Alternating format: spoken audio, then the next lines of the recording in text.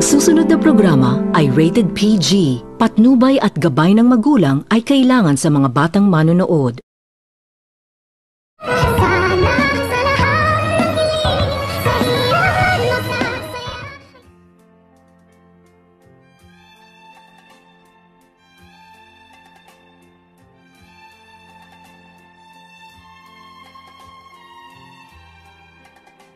Pagkatapos nitong pagsabihan ni Justin itong dalawa, itong si Annalyn at itong si Zoe, na hindi umano itong si Zoe ang tagapagmana sa Apex Medical Hospital, at pagkatapos nitong pagsabihan ni Justin ay agad naman din itong iniwanan ni Justin itong dalawa, at nang makalayo na itong si Justin ay agad naman din itong nagsalita itong si Zoe na hindi umano nito nagustuhan ni Zoe ang mga sinasabi ni Justin, at hindi rin umano nito nagustuhan ni Zoe ang mga ikinikilos ni Justin dahil isa umano itong mayabang na babae. At dito hindi naman din ito kumibo itong si Annalyn sa mga sinasabi ni Zoe, at maya-maya pa ay sinabihan ito ni Annalyn itong si Zoe na wag na umano nitong pansinin pa ni Zoe itong si Justin upang hindi umano mag-aaway itong dalawa, at agad naman din itong pinagsabihan ni Zoe itong si Annalyn na tama umano ang mga sinasabi ni Annalyn na dapat layuan na lamang umano nito ni Zoe itong si Justin dahil hindi rin umano nito gusto ni Zoe itong si Justin, at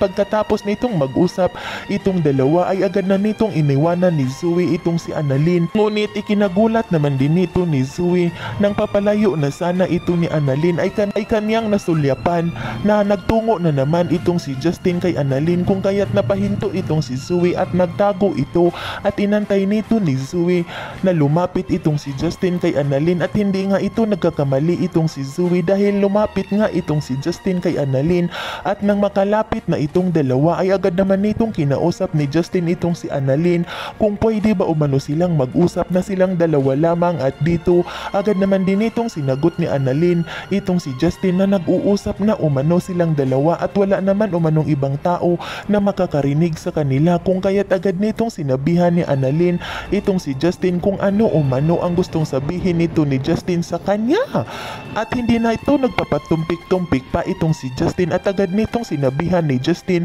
itong si Annalyn na sa kanilang dalawa lang umano na silang dalawa lang umano ang tagapagmana ng Apex Medical Hospital, dahil sa palagay umano nito ni Justin ay hindi umano ito totoong tanyag itong si Zoe dahil kakaiba umano ang mga ikinikilos nito, at hindi rin umano ito kamukha sa kanyang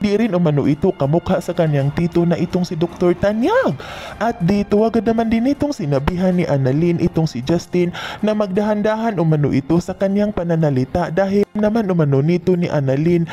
ang buhay ni Zoe dahil noong bata pa umano sila ay magkakilala na, ngunit mataray lang umano itong si Zoe at hindi umano nito kinakaibigan ni Zoe itong si Annalyn, ngunit alam umano nito ni Annalyn na mag-ama umano silang dalawa. Nang marinig nito ni Zoe ang mga sinasabi ni Justin kay Annalyn ay agad naman din itong nakapag-isip-isip itong si Zoe kung paano umano nito nalalaman.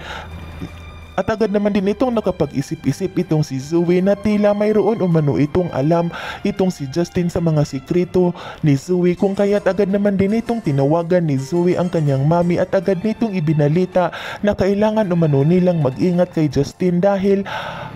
naghihinala umano itong si Justin kay Zoe na hindi umano ito totoong tanyag. Yan ay ating aabangan sa susunod pa na pangyayari sa kaganapang ito ng abot kamay na pangarap. Huwag mong kalimutang isubscribe at i-hit ang notification bell ng aking channel.